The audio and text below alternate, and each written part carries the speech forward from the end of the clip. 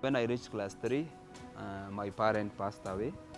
So me, I lost both my parents at class 3. I remember tukiwa tumesimama hivi kwa broker, tumepeleka kwa broker tukagulie mali. That is when kumbe tukujua mob ilikuwa inatufuata nyuma. Mimi nikiwa hapo nikasikia I needed to go and help myself. I normally tell people the call of nature, help myself. Help ilinipatia life. Dandora, a lot of youth were dead. That one naweza kuonyesha for sure. A lot of youth wale nikisika hivi naona the next generation naambia hiyo crime nacheza nayo wachaneni nayo because I know what that is. A lot of people nikika hivi naona hao wote waliendanga tuliwazika. Tulikuwa tunaendanga mazishi ni kama tunaenda show ama tunaenda event na ni mazishi tunaenda juu watu walikuwa wanapigwa hadi tumezoea hadi unasikia nani alikufa hata si big deal. Kifungulia life yako ni uko nayo. Okay? I might come nikupreachie kuanzia asubuhi mpaka jioni, but hiyo kifungu sipoifungua hakuna kitu tutakuwa tumefanya.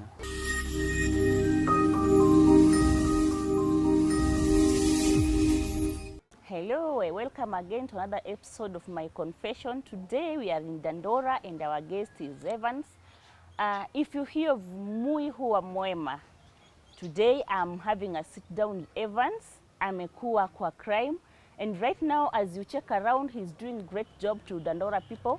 So before I go into deep stories, let him introduce himself and he'll tell us what he has been through and why focus on environment. Evans, karibu sana. Na nimeshukuru sana kwa your time. Thank you. I would like you to introduce yourself and then tell us about your story, the story behind the believers. So thank you so much, and I normally tell people when you come to Believers you feel free like a cockroach. So my name is Otieno, aka the Transformer. I'm a manager. So me nimezaliwa hapa Dando. I've been brought here in Dandora back in 1990. I was born back in 1990. So I went to school here in Dandora, everything, my whole life imekuwa hapa Dandora. So I remember when we used to go to school, those were back days when Dandora used to be very, very dangerous place. So me, I grew up like a normal human being or like a normal child. But unfortunately, when I reached class 3, my parent passed away. So me, I lost both my parents at class 3.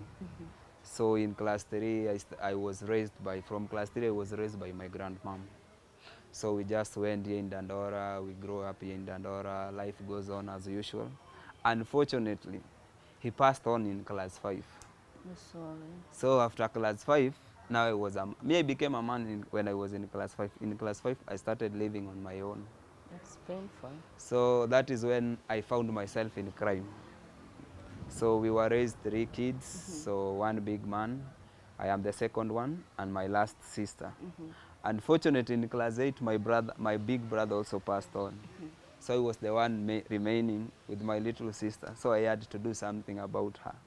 So that is how I found myself in crime. And in Dandora, when we used to grow up, most of our role model were thieves, the people we were looking to. Because me, when I grew up, I didn't have any parent to tell me this is how you're supposed to do this or this. So the role model that I used to see were people in crime. So those were the people who will see with money, dressing smart. So I started, you are nobody, where I don't have a work and I have to eat, I have to go to school. So that is how I found myself in crime. Person who introduced me in crime was ni marehemu sahi, his name was Shaban. He was killed in one robbery mission when we were with him, he was killed along the way. So me, I grew up in secondary school. I used to pay my school fees using crime money. I used to go to crime usiku, mchana, naenda nalipa school fees yangu, and life goes on. You used to sponsor yourself? Yeah, in secondary school. I used to pay my school fees in secondary school. People used to see me in school, but they never knew what kind of job I used to do. You know, I would like to understand, how did this start? Like, how did you can't just wake up and you're like, I need to join crime, because I understand there must be groups. Zenye mtu atakuja kuambia kuna hii group, because it's just like any other business. Utaamka na uingie kwa chama. There must be someone who introduce you and then show you the direction. Wewe ulianza aje? And what was your first mission? So mimi nilikuwa nakanga hivi niko udu. Tunajua mtaani tunasema niko udu. So a friend of mine alikuwa anaitwa Shabana, alikuwa anakujanga amevaa cut. Kuna viatu tulikuwa tunazitanga cut. Amevaa bling those silver. So alikuwa ananiambia huko udu jo kijana, si tuende hivi hata round tunaweza hadi nikuonyeshe venye utapata do. Nikashindwa tutapata do aje, wewe kuja tu, wewe si unipate jioni, wewe unataka do ama utaki do. And really ile situation mimi nilikuwa I really needed money. So tukaenda round siku ya kwanza, nikaona hivi ndio venye mtu anafanyanga. So ilikuwa tu ni robbery. Unajua huku Dando hizo enzi robbery was ni kama vijana wote karibu wote walikuwa naishingi because of that. Because like a lot of youths, their life lost because of the robbery, because of the stealing in Dandora. It was so kila kijana tu walikuwa na grow naona hiyo ndio form, hiyo ndio life. Life ni round. Enzi zetu tuko tunasemanga twende round. So that is how I started. Along the way nilianza pole pole sikujua, but along the way ikakuja ikakuwa habit. It became part of my life. So ilikuwa mimi naamkanga tu mimi najuanga nyewe mimi ni mwizi. Hiyo ni situation, ile ni decision nilisha make. Juu along the way unajua kuwa mwizi ni decision una making. Juu usicheze kwenda kuiba ati umetolea inakuanga ni noma sana, but ni decision tu ile unasemanga tu ile itakuja tunasemanga mtoto tazaliwa tutamlea. You see? So that is how I got myself in crime. So tulikuwa tunaendanga tu crime, but along the way mingi nimeponea. Mabeste wangu wengi, album yangu nikitoa hivi wengi walidedingi, watu waliendanga. But ukiwa na wao ama kama zingine tukiwa na wao, zingine tuko kwa mission, unasikianga nani tumetolewa mbio, raia imemshika amechoma, unaona haya na mjamaa yenyewe ndio yule ni kwenda naenda. So along mingi tumeona, but na remember the last one. Nikitaja hizo mingi zote nimepitia, the last one ndio niseme enough is enough. Tulikuwa on a robbery mission. So on a robbery mission we were 4 of us. So after the robbery mission, after hizo masimu tukienda, I remember tukiwa tumesimama hivi kwa broker, tumepeleka kwa broker tukagulie mali. That is when kumbe tukujua mobile ilikuwa inatufuata nyuma. Mimi nikiwa hapo nikasikia I needed to go and help myself. I normally tell people the call of nature help myself. Help ilinipatia life. So nikiwa tumesimama hapo broker anaangalia phone, I felt like going to release myself. No sooner tu nilitoka hapo kwenda ku release myself, all my fellow youth wao watatu walikuwa hapo, wote walishikwa na mob, wakapigwa hapo. Nikasikia mmoja anasema hata walikuwa na ule mwingine. And with me with this body I'm good runner. So nilienda kama risasi, nilikuwa tu I'm puking, lakini bado nasikia tu watu wananifuata. Natabika, lakini naona yenyewe leo ndio ile siku ya mwisho. Siku yangu ya mwisho ndio hii, hadi naiona kama ni yao wenyewe nimeona huko hadi tile wame. Mimi nilikimbia, lakini na hii mwili yangu nilienda nikaenda nikaruka mahali pengine, hapo ndio niliwapoteleleanga. So nikajaribu kurudi kwa nyumba, najaribu kulala, hiyo usingizi kukuja hiyo usiku hadi nashindwa ni nini mbaya. So the following day nikasikia natafutwa, I had to run to Mathare. So nikaenda hapo refuge Mathare miezi kama 3. Kasikia Evans watu mulikuwa nao jana na mulionekana nao walipigwa wote. So hata wewe unatafu. So I had to run. Walipigwa kakufa? Walichomwa wote, walidedi. So mimi tu hiyo ndio siku dedi. So I had to go for 3 months. Nikakaa huko nikafikiria sasa hii maisha mimi yenyewe naona tu wenyewe mimi hata nimechoka nayo. So I had to sit down. Hapo ndio nikapatananga na my mentor, amwambianga my guardian angel. Let me cut you short before now you reform. Hii wakati yote mlikuwa mnapanga mnaiba within Dandora ama you used to step out? Pia mnaenda mnaiba huko kwingine? You know, when we talk about wizi ni kazi. Inalingana na order inaenda wapi. So pengine order inaweza kuwa ni Dando, pengine ile utaki kuunguza Dando ni mtaa yenyu. Unaona? Unajua hizi ni different. Kuna mtu hizi taka kuiba kwao, uko ni home, unaweza enda kuchezea mbali. Kuna mtu atataka atachukua advantage, acha nichezee kwetu juu mimi najua kwetu hakuna chochote ndafanya. So it different, it depends. Pia inalingana na ile order, saa zingine mnaweza kwa mmepata. Sasa hii order, what do you mean by order? Like mnakuanga mnaenda you survey somewhere, muona hapa kuna place poa yenye tunaweza pata something ndo twende, ama huo kunaenda aje? Kunaendanga kuna kongana kwa masmata. Enzi zetu tuko nasemanga kwa masmata. So kwa masmata ni mali ukienda order huwezi kosa pesa. Unaona? Hata kama ni phone unaweza uza, pengine ni phone kama ukiuza ikuuze hata kama ni 20k ama 15. Unaona? So kuna mali ulikuwa unasema naweza enda ku risk life yangu juu ni mali tulikuwa tunasema unaweza pona, ukienda upone ni sawa. Usipopona ni bahati yako mbaya, ulibaki. Okay. So mostly nyinyi mlikuwa mna target phones ama mlikuwa diverse, mlikuwa mnaiba anything that you come across? So anything you come across, unajua when here Dandora ilikuwa ni survival for the fittest, zetu ilikuwa ni survival for the fittest, only the fit can survive. So ilikuwa ni chochote tu ile utapata tu, ile utajua hii itatoa madoo, hiyo ndio itaiva. So tukukuanga ati ni ile tu nini itatoa do. So wizi ni mingi, kuna pinchi, kuna robbery, kuna ile breaking, so inalingana ni gani mtaenda fanya. Hiyo time what kind of weapons were you guys using? Mlikuwa mnaenda tu mnashtua mtu venye mnashtua and then they drop, ama you used to have some specific things that mlikuwa mna apply ndio watu wasarende vitu kwenyu? Sasa sisi tulikuwa tunakupigana uoga. Sisi ile kitu inafanyikanga ni uoga. Juu unajua nikivaa kofia na nivae jacket kubwa na nichukue chupa niweke kwa mfuko, you can never know ni nini nimebeba. So sisi tulikuwa tunachukua chupa, but sisi ile robbery tulikuwa tunafanya ile, nasemanga ndio maana ilifanyanga siku dedi ilikuwa ni hakuna kumwaga damu. Ni ile tu kama ni mali tunaendea ni sawa, but kumwaga damu tulikuwa tuna avoid. So sisi tu ile tulikuwa tunakupigania hiyo fear. Na kupigana ile fear, umeona watu kama ni watatu, nasikia nilikuwa nakwambia jaribu ama nikupige risasi. But in real sina, but juu binadamu wanaogopa risasi, akisikia risasi and you don't know ni nini nimebeba, of course you'll give me what I want. So that fear, hivyo ndio venye tulikuwa tunatumia. So anything pengine pinchi, so venye tu nimekwambia tu. For how long were you in crime? I've been in crime for like 5-6 years. Like 5-6 years naona tu watu wanakuja wanaenda, watu wanakuja. Dandora, a lot of youth were dead. That one naweza kuonyesha for sure. A lot of youth wale nikisika hivi naona the next generation naambia hiyo crime nacheza nayo wachaneni nayo, cause I know what that is. A lot of people nikika hivi naona hao wote waliendanga tuliwazika. Tulikuwa tunaendanga mazishi ni kama tunaenda show ama tunaenda event na ni mazishi tunaenda, juu watu walikuwa wanapigwa hadi tumezoea, hadi unasikia nani alikufa hata si big deal, unaona, that is normal. All this time, you know, losing your friends, kila siku kiamka your friends are gone, kiamka your friends are gone. It never scared you, ama au kuwa na ile like unaona ukilala inakushtua? Haikuwahi kushtua why this the last moment ndio ilifanya ukasema hapana, it's high time I change? Haikuwahi kushtua in any way hizo au watoto wakikufa? Hazikuwa zinanishtua in any way. Nilikuwa tu naona it's normal. You know, mimi nimegrow in Dando, mimi nimeona vitu mingi. So kuna vitu zingine kama kifo zikuwa zinanishtua, nilikuwa naona nilipoteza mama yangu, watu wangu wote nawapenda. Sasa hata huyu ni rafiki tu amekufa, it's not a big deal to me. Mimi ilifikanga mahali naona kifo ni kawaida. Ni kawaida. But hiyo ya mwisho ndio ilinishtuanga, na naonanga ni kama tu nature tu ilikuwa inaniambia there is something you need to do. Yeah, ndio maana nasemanga a call of nature saved my life. So now tell me, hapa sasa 2 of your friends are gone. Umeanza kujifikiria like I need to change. Ilifika hapa aje sasa? Juu already watu wengi walikuwa wamekufa and then you don't feel like I want to change. Sasa the only 2 people na imekushake.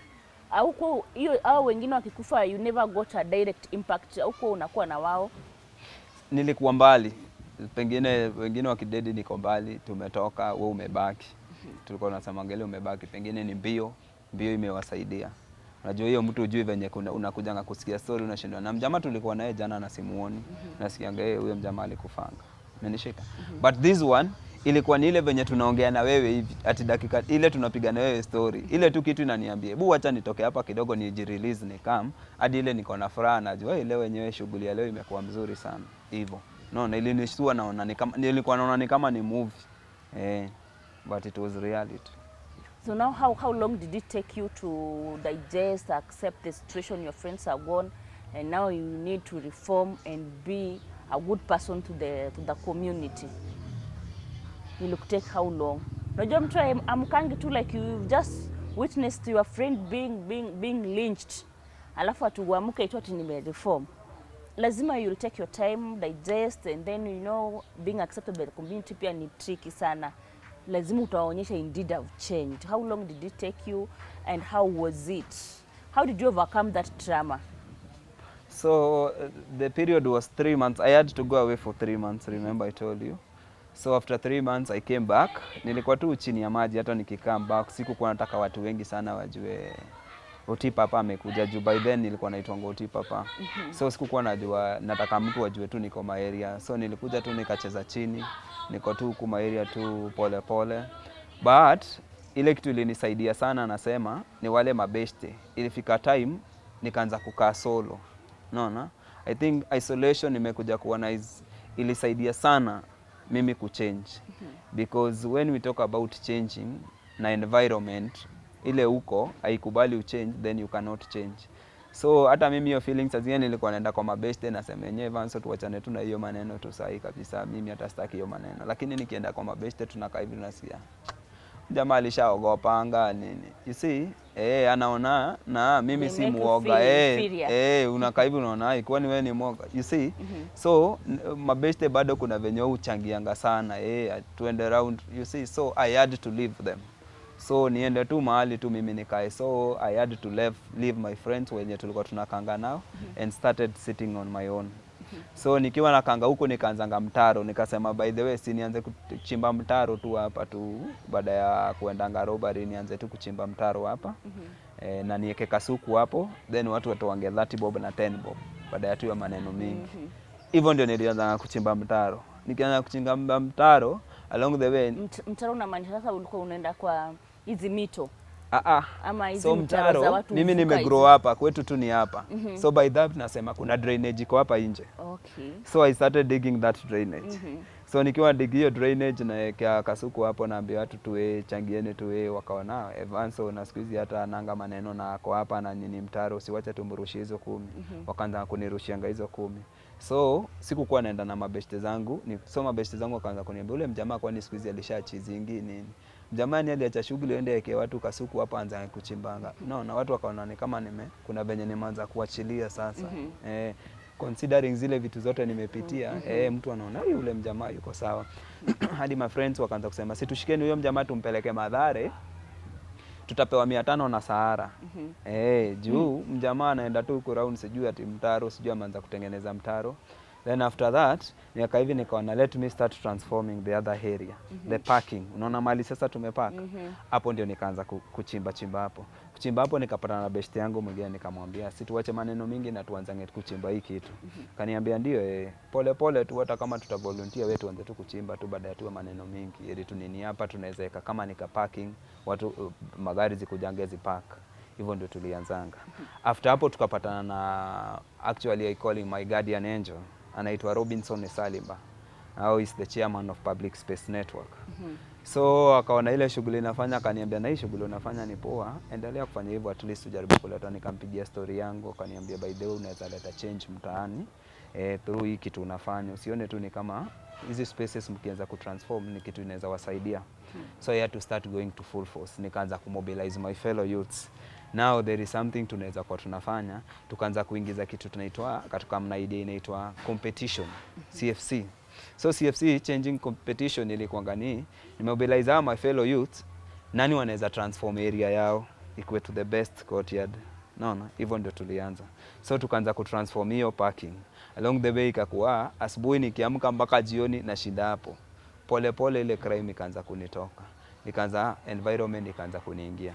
Nikaanza tu kupenda ngatuma environment, nikaanza kuchukuanga makasuku, naenda na okota makasuku. Idea ya waste ikaanza, why don't we recycle using waste? Okay? After recycling, then idea sasa ikanikujia, we are now going, why don't we transform this neglected public space into a garden for the community?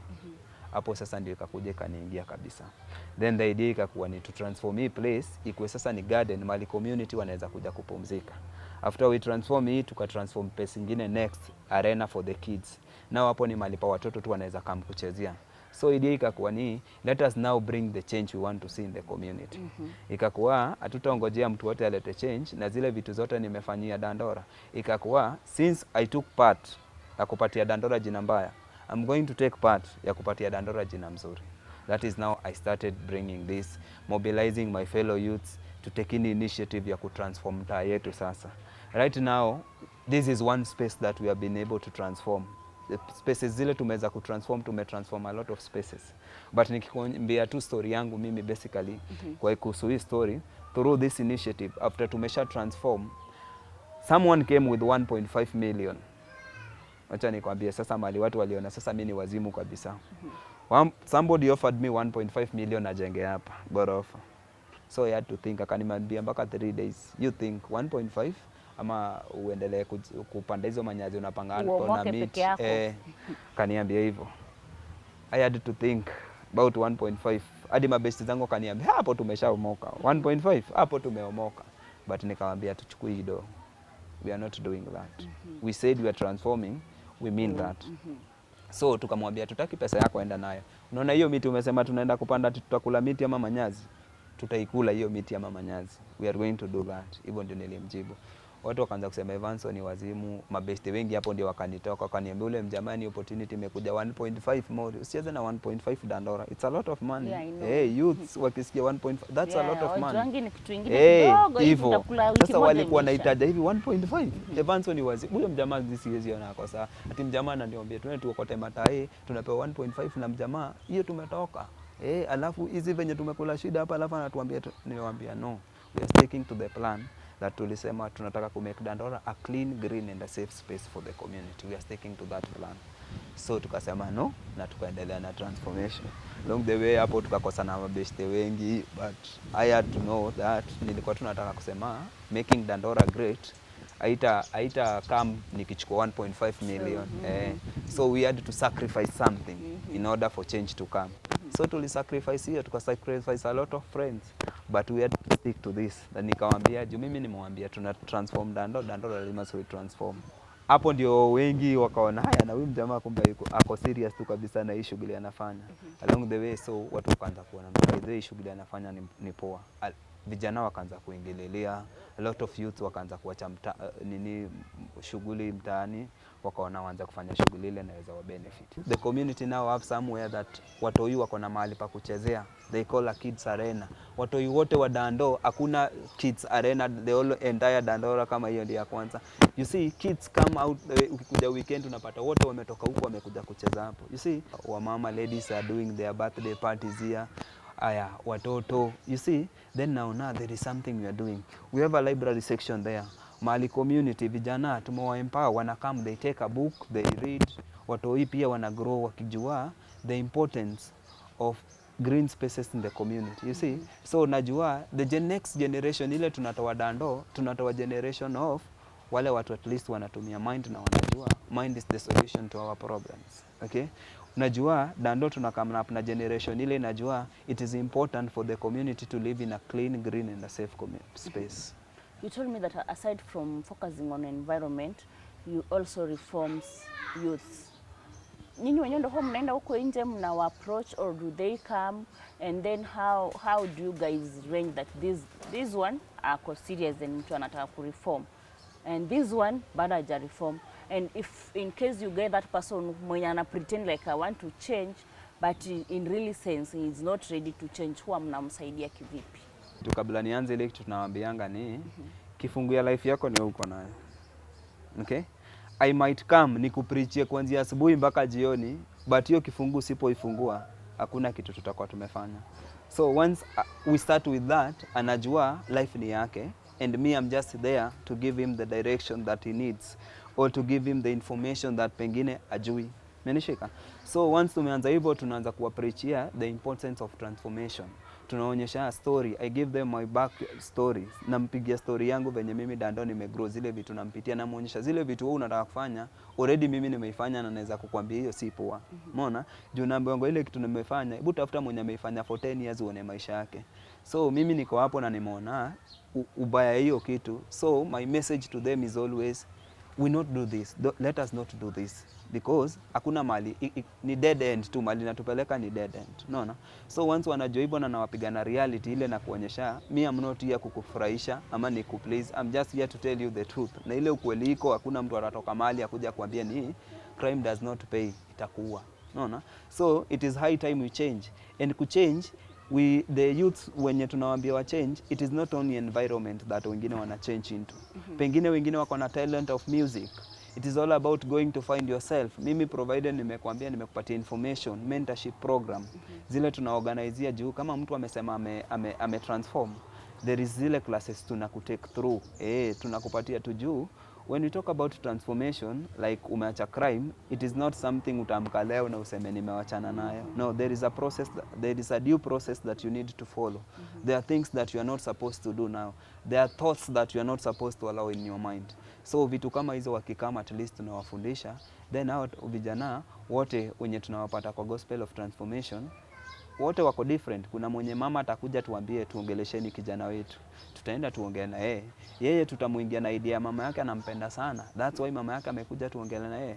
Kuna wale tutaenda kwa base zao tuongee tu ile vijana, tukiwa tunapiga tu story yetu kama vijana, but along the way tunawaingia na, unaona, yani lazima tutafute solution ile venye tunawaingianga. Juwezi amka tu uambie kijana crime si poa. No, it doesn't go that way. You have to know how your language, the communication skill that unaingia kwa hao vijana ni gani. Umeona? Lazima understand why people, unajua watu wanaambianga watu wache crime, but people don't know why people are doing crime. Watu wanafanya crime different.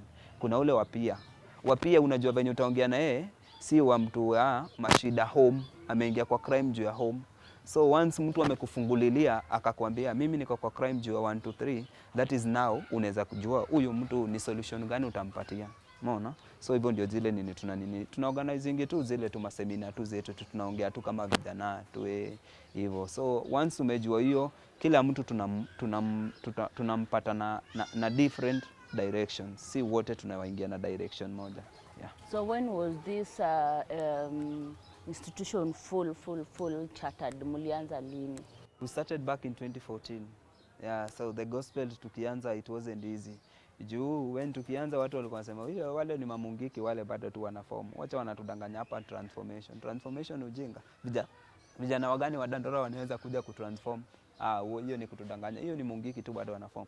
But considering the environment ile tunatoka nayo, the community walikuwa tu wanaonanga anytime vijana wamekaa pamoja there is something wana plan. No, but we had to show them the different.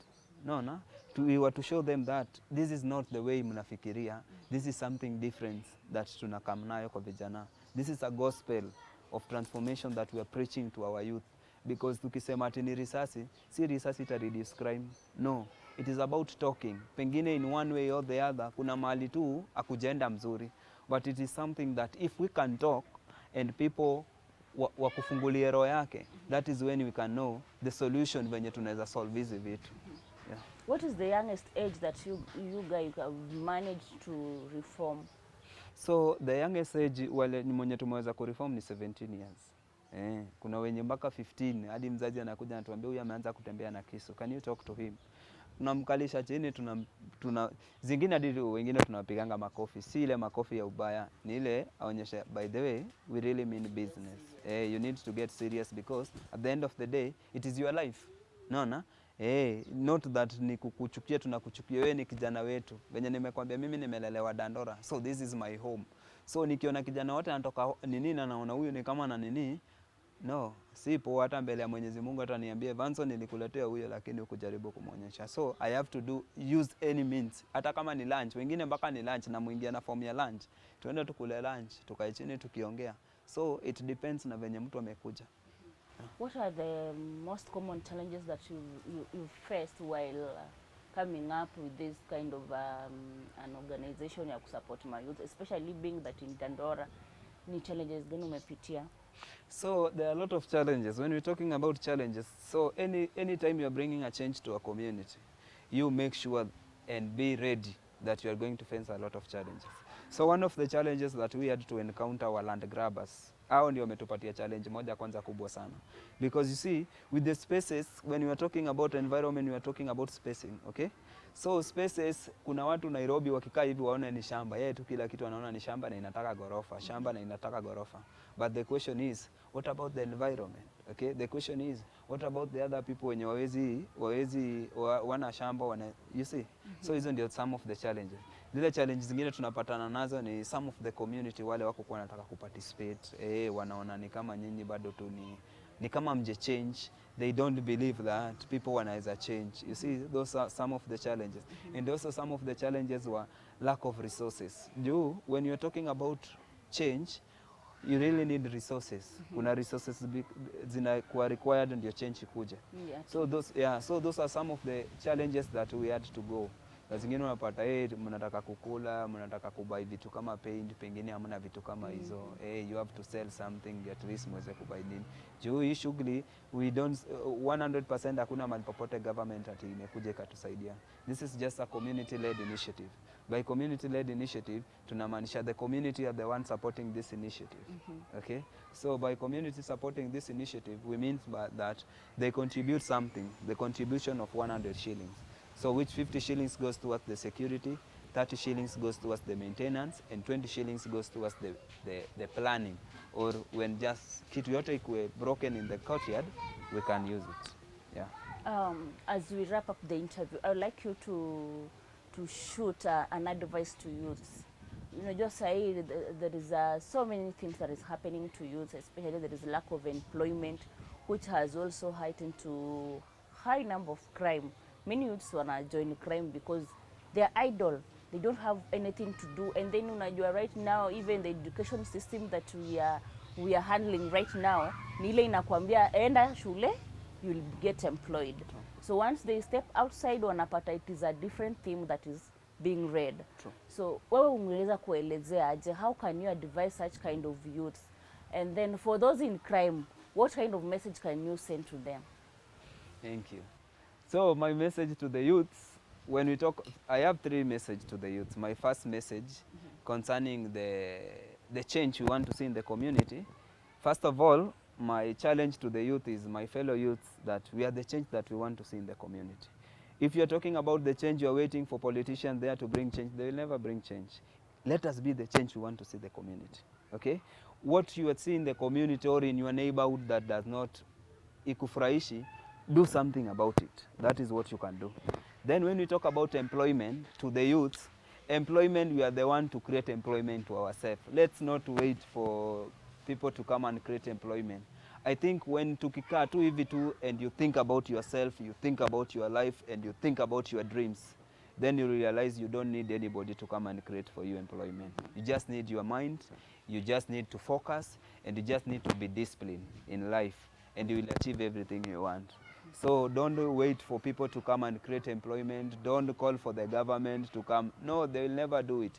You where you are. There are lots of opportunity along everywhere mahali kila mtu anatembea. A lot of opportunities zile zinakuangalia tu ni venye uje tap into. Thanks so much, Evans. That is a very strong message, and I'm sure it will be sent to the young generation wenye wako huko nje. I'm sure by listening to you, they'll get something very vital to either reform their lives or focus on something better. Nimeshukuru sana kwa muda wako, and keep up the good job that you're doing. Nimeiona ni kazi ingine ya maana sana, of which I'm sure if every youth could be thinking the way you are thinking right now, definitely there could be no crime in Kenya. So keep on voicing, keep on encouraging. I'm sure in the next coming generation, probably Dandora will be a free crime-free zone. True. Of which probably watu watakuwa wanasema now Dandora is a place to visit anytime, any hour, isn't it? True. Nimeshukuru sana kwa muda wako. Thank you. And if you go, tell them when you come to Dandora, you feel free like a cockroach. That is the message we want to send. Yeah, we don't want people to associate every time with negative things about Dandora. Let people know that there is something positive, and the youth in Dandora have started changing the look that they want to see in Dandora. Definitely. Thank you too. Thank you. I think that marks the end of our interview. And for me, I won't add any more words apart from, just like Evan said, for you to change, you must make a step. So if you want to reform, make a step. There's nothing that comes on a silver platter. Until next time, I'm your host, Jael Msumba. Stay tuned.